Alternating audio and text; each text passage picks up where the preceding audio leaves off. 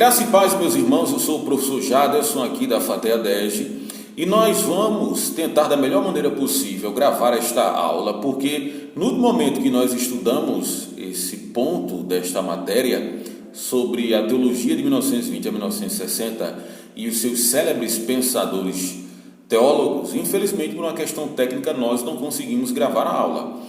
E eu estou gravando essa aula aqui para que o aluno não tenha nenhuma problemática de absorção de conhecimento. Lógico que a nossa forma não sistêmica avaliativa pesa com que o aluno participe das aulas, assim como na forma física, na ambiência física, assim na ambiência EAD virtual. Mas mesmo assim, achei por bem fazer esse vídeo para que os alunos não se prejudiquem, aqueles que não puderam participar da aula por motivação de força maior, tá certo? Então vamos lá, vamos dar continuidade, ver os principais pontos, uma abordagem assim mais panorâmica, tá certo? Para que a gente possa lembrar deste assunto e escrever na tábua do nosso coração. Então vamos lá. Nesse primeiro momento aqui, nós vamos observar aqui a neo-ortodoxia, que é o barthianismo, que lógico tem o seu pai, o pai dessa teologia, nomenclaturada de neo-ortodoxia, que é o pai da neo-ortodoxia, é o nosso querido Karl Barth. Essa teologia, diz aqui no slide, é comumente conhecida por barthianismo, por ter como seu principal autor nada mais, nada menos do que Karl Barth, que viveu no final do século XIX até meados do século XX, em 1886 a 1968. Considerado o maior teólogo do século XX, essa citação eu peguei do livro de Batista Modin, Os Maiores Teólogos do Século XX, tá certo? Eu coloquei no grupo também esse livro, e diz assim: esse sistema possui ainda vários outros nomes, outras nomenclaturas, que é teologia dogmática, teologia da crise, neo-ortodoxia, neo, em grego quer dizer novo, ortodoxia, ortorreto, doxia, opinião correta. Uma nova opinião correta porque o mundo estava embevecido com a teologia liberal que já tinha varrido toda a Europa, reduto do nosso querido Karl Barth. Teologia transcendental, modernismo negativista e teologia de Lund. Teologia de Lund é um lugar, é uma ambiência na Suíça da qual ele participou ali fazendo os seus livros e dando aula, tá certo? Uma coisa bem interessante quando se fala de Karl Barth é que nós devemos lembrar que ele é filho de pais protestantes, né? Dentro da sua casa ele pôde ver essa questão, principalmente em relação à percepção espiritual, visto que os seus pais eram protestantes confessionais. O período de desenvolvimento teorético de Karl Barth, aqui no slide diz o seguinte: seus estudos teológicos iniciados em sua própria pátria, mais precisamente em Berna, foram prosseguidos na vizinha Alemanha, tendo passado pelas universidades de Berlim, Marburgo e Tübingen. Seus professores foram os mestres mais célebres do liberalismo teológico. Deixa eu dizer o seguinte: a formação de Karl Barth, tá certo, foi juntamente com Adolf Hannach, Hermann Gilken, Schadler e Hermann. Essas pessoas, esse grupo, de professores que ele teve, esse corpo docente, eles estavam totalmente intercambiáveis com a teologia liberal, que já foi vista de forma pletórica em outros momentos, até na ambiência física e ambiência virtual. Só é pegar os slides anteriores. A teologia liberal, ela parte do pressuposto da não credibilidade à inerrância e inspiração bíblica. Parte do pressuposto que você vai ler a Bíblia como se fosse um livro comum, antigo como outros, como a Epopeia de Gilgamesh e outros livros antigos, comuns. Não tem nada de inspiração, não tem nada de sopro divino. Isso é a questão epicentral da teologia liberal. Hermann Gilken, ele vira o arquetipo teorético do próprio Karl Barth. Ele vê ele como um espelho para fomentar a sua própria teologia e desenvolver. Veja a frase que ele diz: Barth afirmou recordar como se fosse hoje, porque Hermann Gilken ele morre em 1922. Em 1925 ele vai dizer essa frase: recordo como se fosse hoje o dia em que lera pela primeira vez a Ética de Hermann, exprimindo assim uma profunda estima pelo meu professor de Marburg. Veja que a formação inicial, a primeira fase da vida teológica do Karl Barth é uma fase totalmente liberal, ainda com esse professor Hermann Gilker, que ele vê ele como basilar e trivial para fomentar sua teologia. Então vamos passar esse slide aqui, tá certo? O ministério pastoral e seu estado de metamorfose e matureia. Vejam só, esse primeiro ponto, em 1911, Karl Barth ele vai ser pastor auxiliar de uma paróquia reformada na Suíça. Lá, ele passa mais ou menos 10 anos sendo pastor, pregando para este povo. Só que tem um porém. A igreja era uma igreja totalmente instruída, totalmente ortodoxa. Era uma igreja onde as pessoas, elas tinham uma volúpia de bibliologia, digamos assim. O pessoal era como se fosse os bereanos da Suíça, porque essas pessoas começam a cobrar de Karl Barth que ele tem uma postura ortodoxa, visto que a sua metodologia histórico-crítica não serve para absolutamente nada, não traz nenhuma percepção espiritual, não traz nenhuma volúpia espiritual. Eu costumo dizer, onde o liberalismo ele pisa, não nasce capim, porque onde ele pisa, ele destrói a igreja. Você não vê um pastor liberal evangelizando, você não vê uma igreja voltada para a missiologia, é só um cristianismo representativo e simbólico. Por exemplo, é da teologia liberal que nasce o que é conhecido consuetudinariamente como as dead churches. O que são dead churches? O nome diz, é uma nomenclatura em inglês, que quer dizer igrejas mortas. São igrejas que se reúnem a cada 3 meses, que tem tudo como se fosse uma ambiência, um clube. Não tem aquele poder portentoso que sempre teve a igreja na sua historicidade, mesmo em momentos tétricos e de dificuldade. Geralmente é uma teologia misturada com um cientificismo maluco e translocado, sem nenhuma percepção bíblica, e na maioria dos casos vai dizer que aquilo que está escrito na Bíblia não passa nada, não passa a não ser uma mitologia, tá certo? Com isso, tem outro momento que faz ele ter essa metamorfose, essa mudança. O que é? É que desencadeia um desejo intenso, inexorável pelo conhecimento das Escrituras Sagradas, pelos princípios basilares, a morte e ressurreição de Cristo, a inerrância das Escrituras, a teologia paulina, a teologia da criação. E isso começa a fomentar no âmago do coração de Karl Barth, para que ele possa mudar, devido à cobrança da igreja. Aristóteles dizia o seguinte: ele dizia que a audiência que faz o orador, no caso de Karl Barth, foram os membros da igreja que tinham força e virilidade espiritual para que pudesse cobrar de Karl Barth uma postura ortodoxa, visto que as suas ilações liberais não serviam para absolutamente nada e principalmente para o crescimento espiritual. Benjamin Warfield, que é um dos pais do cessacionismo, que foi ministro presbiteriano e referencial teórico e teológico para muita gente, tem muita coisa boa nele também, principalmente o livro falando sobre a inerrância das Escrituras e a infalibilidade das Escrituras. Ele vai dizer o seguinte: se não tem fogo no púlpito da sua igreja, ponha fogo você, colocando a responsabilidade para a membresia da igreja. Eu gosto de Steven Lasser quando ele diz o seguinte: ele vai dizer que os púlpitos fortes geram igrejas fortes, mas nós devemos lembrar que a nossa adoração ela é privativa, até mesmo a salvação, como diz Romanos 14:12, que cada um dará conta de si mesmo a Deus. Ter um pastor frio e gélido, dependendo do sistema de governo da igreja, ele pode ser cobrado sim, e ele pode ser posto para fora, desde que ele não tenha uma prudência, de acordo com as Escrituras. A igreja deve cobrar, e a igreja ela fomenta também um pastor a ter esse desejo, a avidez pelas coisas da ortodoxia bíblica. Então vamos lá. Outro passo, importante para que houvesse essa metamorfose é que a Primeira Guerra Mundial vira um divisor de águas na sua teologia e percepção espiritual. Os sons de retumbantes, bombas impiedosas e gritos de pessoas mutiladas, ele entende que a proclamação do Evangelho encontra resposta para calamidades intensas.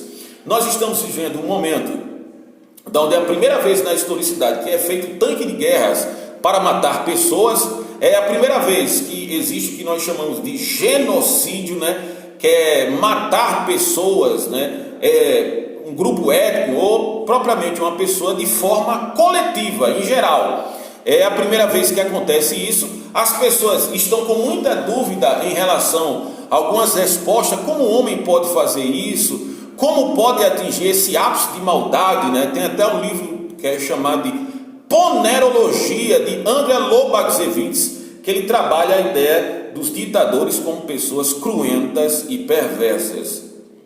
Nesse caso, só o Evangelho dará resposta para essa aflição momentânea que está acontecendo na Primeira Guerra Mundial, e Karl Barth, vendo isso também, ajuda a ter essa metamorfose, essa renovação espiritual, para que ele possa dar, através da proclamação do Evangelho, o pessoal tenha resposta às dores e às penúrias que estão acontecendo devido à Primeira Guerra Mundial.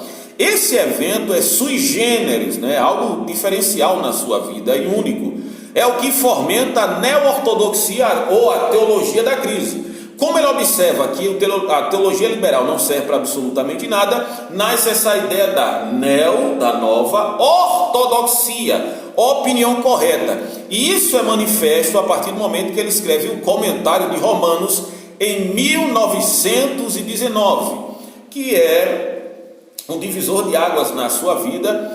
Começa a eclodir a sua vida agora contra o liberalismo teológico, que só faz devastar aonde se chega e onde pisa o liberalismo teológico. Vamos lá. Inspirado pelo melancólico Søren Kierkegaard, o pai do existencialismo, o engraçado antes era Hermann Gilken, agora é Søren Kierkegaard, que foi pastor dinamarquês, que tem uma conversão maravilhosa, e depois, por ver um bispo fazendo um sepultamento de uma pessoa com um discurso totalmente politicamente correto, né? Dizendo que a pessoa era boa, mas a pessoa vivia totalmente má. Aí Søren Kierkegaard, corroborando, né, gritando contra esse cristianismo de fachada, ele vai dizer, ele cria a ideia do existencialismo. O existencialismo é dizer que a fé é um salto no escuro. Não quer dizer, veja só, que a teologia, a cristandade não precisa de teologia, precisa sim. Agora precisa de uma teologia que mostre isso na prática, na ortopraxia.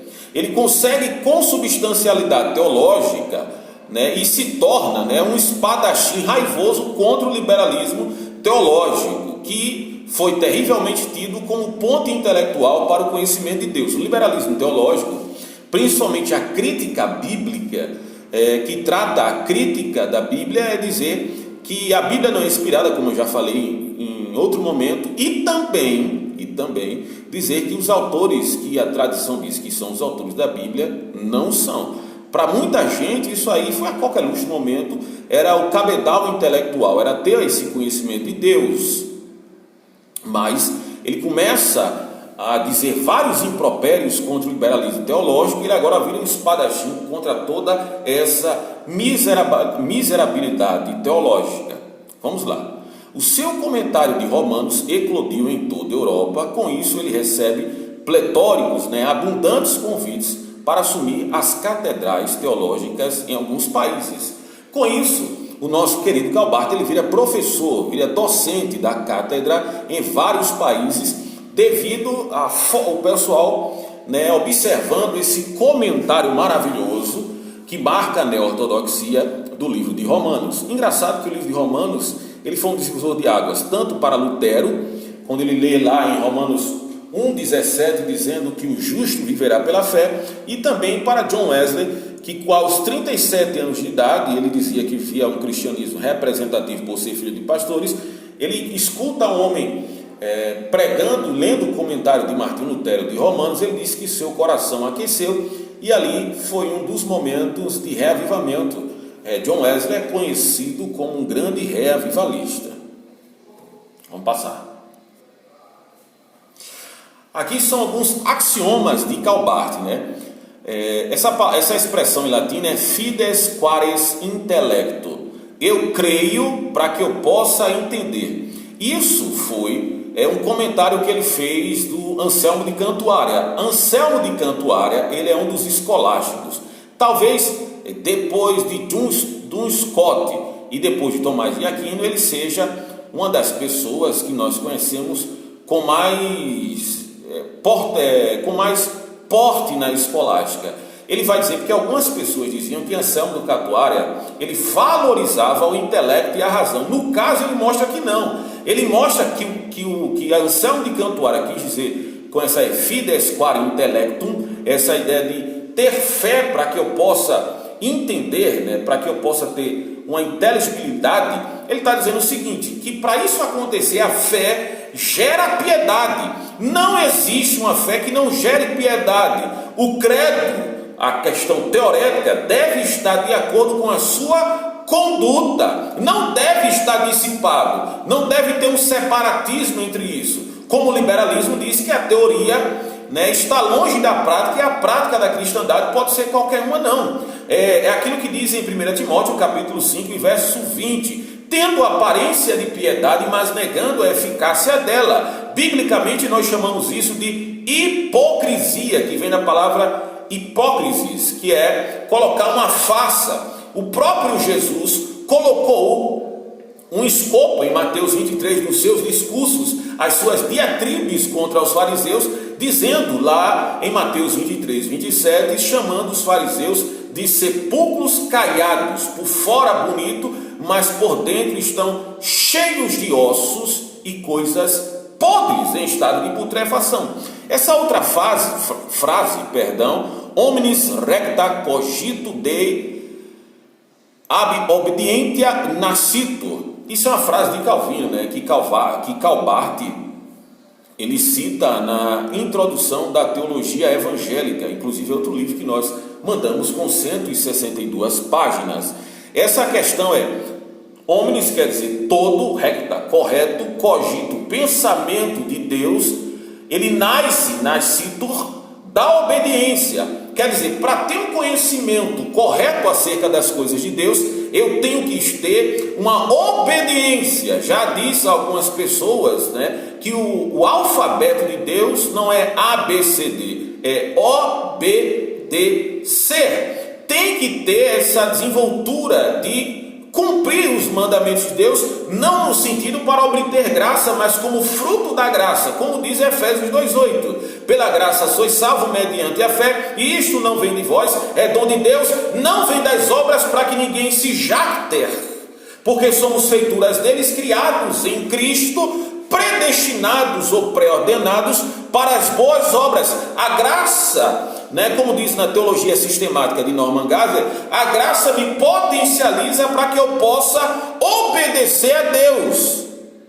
Isso é o resultado da graça. E viver uma vida de obediência a Deus é uma vida de ode. Ode quer dizer louvor. É uma vida de tributo a Deus por aquilo que Deus fez naquela cruz. Por isso que Paulo disse em Gálatas 2,20: já não vivo mais eu, mas Cristo vive em mim. E a vida que vivo agora, vivo pela fé, pelo Filho de Deus, o qual me amou e se entregou a si mesmo por mim. Atos 20, 28, em nada tenho a minha vida preciosa para mim mesmo, desde que cumpra a minha carreira e o ministério que recebi do Senhor Jesus Cristo, do Evangelho da graça de Deus. Nós devemos essa obediência para termos o conhecimento correto de Deus, e esse fluxo da graça não possa ser interrompido, porque nós, pela nossa intelectualidade, por mais ampla, por mais ornamentada que seja, ela não serve de nada em relação à salvação, mas ela pode ser instrumentalizada para conhecermos a Deus assim como Ele é. No caso de Calbart, ele vai dizer que Deus é totalmente o outro, no sentido de que Deus está acima de nós e nós estamos abaixo dele. Por mais raciocínio lógico que nós tenhamos, Deus é totalmente o outro, não no sentido de distância, mas porque, como diz a Bíblia no Salmo 51, verso 5, em pecado eu fui gerado, em iniquidade minha mãe me concebeu. E o filósofo Ovídio diz aquelas coisas maravilhosas, mesmo não entendendo a graça de Deus e não tendo essa obediência de forma pletórica, mas ele diz o seguinte, uma expressão em latim: vide o melhor a proboque, deteriora seco. Eu vejo o melhor, porém escolho o pior. Nós estamos num estado caído que faz uma separação, deixa Deus diametralmente oposto à nossa realidade por sermos pecadores. E a ira de Deus repousa sobre nós. Por isso que Efésios 2:1 vai dizer que Deus nos retirou, Deus nos chamou, nós estando mortos ainda dos nossos delitos e pecados. É aquilo que John MacArthur fala no seu livro, falando da incapacidade total do homem, o homem natural, para obter a salvação em Cristo Jesus. Ele é totalmente outro, porque alguns sinais bíblicos nós temos. Isaías 55, 7 e 8 vai dizer que os seus caminhos não são os nossos caminhos, que os seus pensamentos não são os nossos pensamentos. Assim como o céu está mais alto do que a terra, assim o seu pensamento é mais alto do que os nossos pensamentos e o seu caminho mais alto do que os nossos caminhos. Deus, com a sua misericórdia, citando mais uma vez Norman Geisler na teologia sistemática, vai dizer que Deus quis se revelar e trouxe um recipiente que somos nós para absorver este conhecimento.